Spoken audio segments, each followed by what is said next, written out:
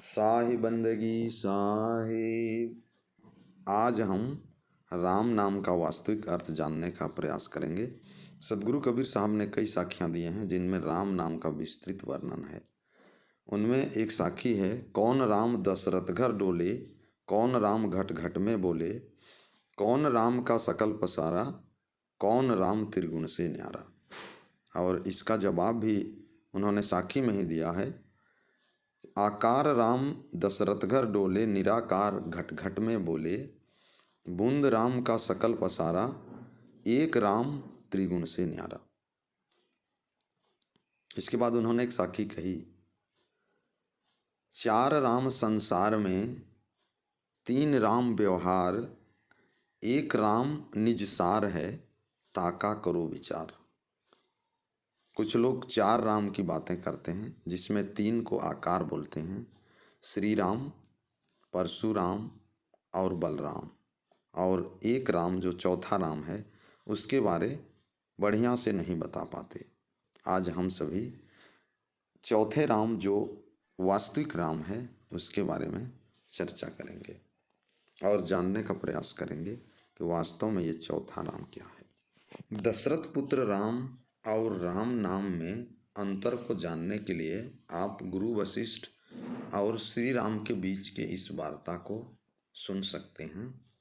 राम राम सब कोई कहे, कहाँ राम को धाम, राम कियो वशिष्ठ गुरु, क्या सुनायो नाम। राम नाम की महिमा सभी गाते हैं, परंतु उस राम का ठिकाना कहाँ है इसे नहीं जानते हैं। जब श्री रामचंद्र जी ने वशिष्ठ जी को अपना गुरु बनाया था तब उन्होंने कौन सा नाम सुनाया था। राम कहे कर जोर के, ऋषि वचन सुन लेओ, तीन लोक मोको जपे, कौन नाम मम देओ। श्री रामचंद्र जी गुरु वशिष्ठ से दोनों हाथ जोड़कर कहते हैं कि तीनों लोक के प्राणी मेरे नाम का जाप करते हैं, अब मुझे आप कौन सा नाम दान देंगे। ऋषि कहे रघुनाथ से, तुम हम पूर्ण काम, र राम मोसो रहित, सोई जपो तुम नाम।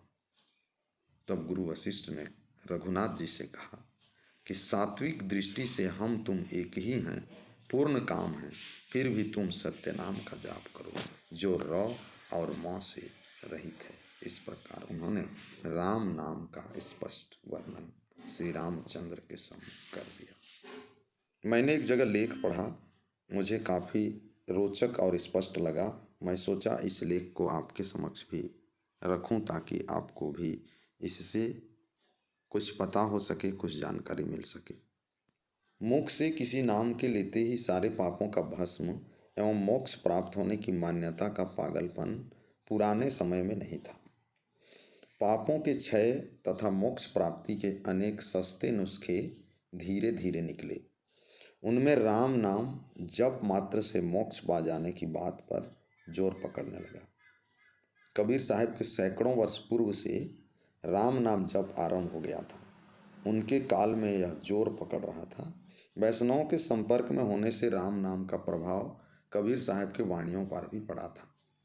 को उपास्य न मानकर अंतरात्मा को माना था और उसी को उपासनीय राम कहा था। प्रचलित शब्द को स्वीकार कर उसको अपना अर्थ देना विवेकवान का काम है। कबीर साहब ने यही किया।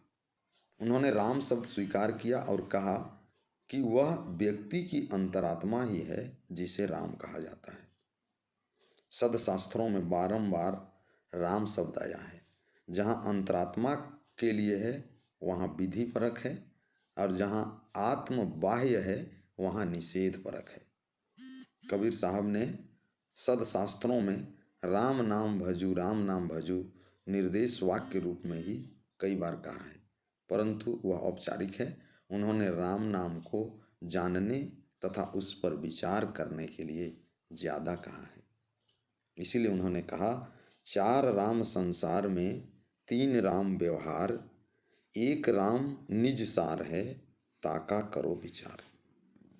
रामोपासकों ने राम नाम की बहुत महिमा बढ़ाई।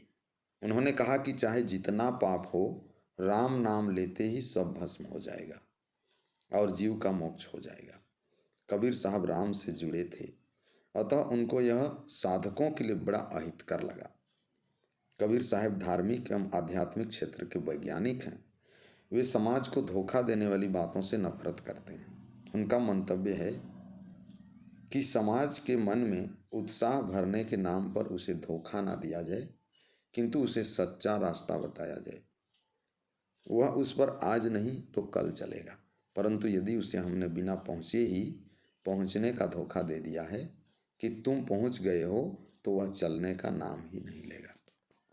कुछ लोग बहस कर रहे थे कि राम नाम कहने मात्र से जीव का मोक्ष हो जाएगा, तो कबीर साहिब ने पंडितों को दे ललकारा और उनसे कहा कि ये बातें तुम्हारी झूठी हैं। झूठ को झूठ कहने में साहिब डरते नहीं थे। यह उनकी सबसे बड़ी खूबी थी। वे जो कुछ प्रतिपादित करते थे खरा सत्य रहता था। उसको सिद्ध करने के लिए उनके उदाहरण बिल्कुल ज्वलंत होते थे।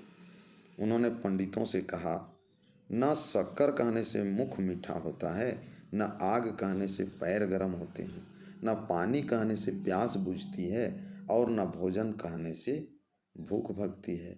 फिर केवल राम कहने से मोक्ष कैसे हो सकता है? इसके उत्तर में कहा जा सकता है, शक्कर, आग, पानी तथा भोजन भौतिक है। कहने मात्र से अवश्य इनका अनुभव नहीं होता, परंतु नाम जप मन से संबंध रखता है। अतः नाम जपने से मन पवित्र हो सकता है। यह बात ठीक है, यदि मन लगाकर कोई ऐसा नाम जपा जाए जिसके लिए पवित्र अवधारणा है, तो कुछ न कुछ अवश्य मन पवित्र होगा। यह एक मनोवैज्ञानिक तथ्य है कि जब हम किसी वस्तु में अपने मन को पूर्णतया लगा देते हैं, तब वह दूसरी तरफ नहीं जाता। अतएव कोई भी नाम जिसके प्रति पवित्र भाव है, जागना अच्छा है, परंतु यह ध्यान रहे कि इतने मात्र से मोक्ष की कल्पना नहीं कर लेनी चाहिए। मोक्ष का तो अर्थ है जीव का बंधनों से छूट जाना। जीव का स्वरूप क्या है, बंधनों का स्वरूप क्या है, तथा जीव बंधनों से कैसे छूट सकता है, इनका ज्ञान होना चाहिए और तत्पश्चात बंधनों का त्याग होना चाहिए। तब मोक्ष दशा आती है। यह केवल किसी नाम रटने का फल नहीं हो सकता। तोता रटंत नाम जपने से कोई बड़ी आध्यात्मिक उन्नति नहीं हो सकती है। एक उदाहरण है, राम राम सुग्गा रहता है, राम नाम क्या वस्तु है यह नहीं जानता। इसी प्रकार कितने लोग राम रटन तो खूब करते हैं, परंतु राम क्या वस्तु है यह नहीं जानते। एक चिड़िया वाला 4 सुग्गे लेकर बाजार में बेचने जा रहा था। एक महात्मा ने देखा और कहा कि हे भाई, इन सुग्गों को छोड़ दो, इन्हें क्यों बंद रखते हो? उसने कहा, महाराज, हमारी यही जीविका है।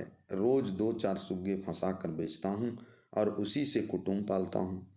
महात्मा 5 रुपये देकर उन सुग्गों को ले लिए और अपने आश्रम पर ले जाकर उन्हें पढ़ाने लगे। महात्मा ने कहा, सुग्गों पढ़ो, बधिक आएगा, जाल बिछाएगा, दाने डालेगा, मुझको फंसाएगा, निश्चय मैं नहीं फंसूंगा। सुग्गे उपर्युक्त मंत्र पढ़ लिए और भली भांति अभ्यस्त कर लिए। तब महात्मा ने उन्हें छोड़ दिया। वे जंगल में उड़ गए और यही रटने लगे। धीरे धीरे जंगल के सभी सुग्गे यही पढ़ लिए। चारों ओर से यहाँ यही शब्द हर क्षण होने लगा। एक दिन चिड़िया वाला आया। जंगल में पैर रखते ही उन सुग्गों की सावधानी के शब्द सुने। चिड़िया वाले की आकृति फीकी हो गई। यह बेचारा समझा कि हमारा दांव अब नहीं लगेगा। जाकर अपने पिता से कहा कि जंगल के सभी सुग्गे यही कहते हैं, बधिक आएगा, जाल बिछाएगा, दाने डालेगा, मुझको फंसाएगा, निश्चय मैं नहीं फंसूंगा। पिता ने कहा, अरे जाल बिछाया भी कि नहीं? पुत्र ने कहा कि नहीं। पिता ने कहा, जाल बिछाकर देख तो। और जंगल में जाल बिछा दिया गया। उसमें उसने दाने डाल दिए। सुगे आए और जाल में बैठने लगे, दाने चुगने लगे, साथ साथ अपने मंत्रों का पाठ करते जाते थे। बधिक आएगा, जाल बिछाएगा, दाने डालेगा, मुझको फंसाएगा, निश्चय मैं नहीं फंसूंगा। इधर बधिक ने डोरी खींची, सब सुगे फंस गए, परंतु वे तो अपने मंत्र अब भी बड़ी उमंगों में पढ़ रहे हैं। बधिक जब बाजार में सुगों को बेचने गया, तब भी वे अपनी आलाप सुना रहे हैं। बधिक आएगा, जाल बिछाएगा, दाने डालेगा, मुझको फंसाएगा, निश्चय मैं नहीं फंसूंगा। राम नाम जप में भी प्राय यही भावना काम कर रही है। राम तो अपना स्वरूप ही है, परंतु मनुष्य यह भेद नहीं जानते। सारी वासनाएं त्याग कर उसमें स्थित नहीं होते, केवल जिह्वा से राम नाम कहते रहते हैं। धन धन कहने से जैसे कोई धन नहीं पा जाता, वैसे केवल राम राम कहने से राम का न परिचय होता है और न राम में स्थिति। हमें राम का परिचय करना होगा कि राम क्या है। वस्तुतः सबका राम अपनी अपनी चेतना है। व्यक्ति का आत्म अस्तित्व ही राम स्वरूप है। उसमें तभी स्थिति होती है जब जीवन से विषय वासनाओं का त्याग होता है। सांची प्रीति विषय माया सो हरि भक्तन की फांसी। साहिब कहते कि यदि हरि भक्त लोग अपना हार्दिक प्रेम विषय माया से रखते हैं तो यही उनके गले की फांसी है। इस फांसी के कटे बिना राम में विश्राम कैसे मिलेगा। मन एक है, उसमें राम रहे या काम, दोनों एक साथ नहीं रह सकते। केवल जबान से राम राम कहते रहें और मन विषयों में तथा संसार के माया मोह में डूबा रहे तो यह राम भजन नहीं है।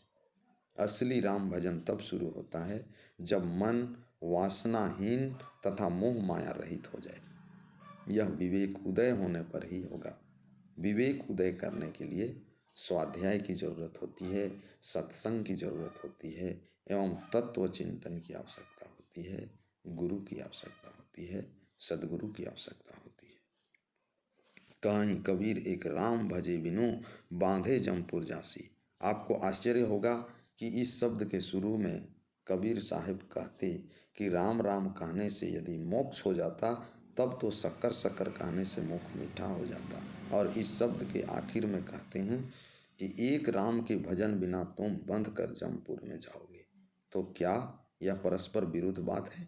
बिल्कुल विरुद्ध बात नहीं है। इस शब्द की शुरू पंक्ति से लेकर 8वीं पंक्ति तक सदगुरु यह दिखलाते हैं, रट्टू सुग्गा बनने से काम नहीं चलेगा, उससे कोई बड़ी उन्नति होने वाली नहीं है। वे 9वीं पंक्ति में बतलाते हैं कि हरि भक्तों का मुख्य बंधन विषयों तथा मोह माया का राग है। यदि यह छोड़ा जा सके तो मानो राम का सच्चा भजन हो रहा है। राम तो निज स्वरूप ही है। जब विषय वासनाएं छूट गई तब मन निज स्वरूप में लीन हो गया। यही राम भजन है। यदि यह न हुआ तो जीव को बंध कर जमपुर में जाना पड़ेगा। क्या कबीर साहब पौराणिकों की तरह यमपुर या यमलोक को मानते थे? वस्तुतः कबीर साहब ऐसा कुछ नहीं मानते थे। उस समय यमपुर शब्द का प्रचलन था। जो पाप करता है वह यमपुर में जाता है, यह उनके समय में लोक चर्चा थी, इसलिए इस शब्द को उन्होंने भी स्वीकारा, परंतु इसका अपना अर्थ दिया। कबीर साहब के ख्याल से यमपुर दुर्वासनाएं हैं, मन की मलिनताएं हैं एवं घिनौनी कर्म हैं। मन में काम, क्रोध, ईर्ष्या, द्वेष, चिंता, दुख आदि का बने रहना यमपुर में निवास करना है, तथा शील, क्षमा, करुणा, विवेक, वैराग्य, शांति एवं मानसिक प्रसन्नता का बने रहना स्वर्ग में निवास है। काम में लीन व्यक्ति यमपुर में है तथा राम में लीन व्यक्ति स्वर्ग में है।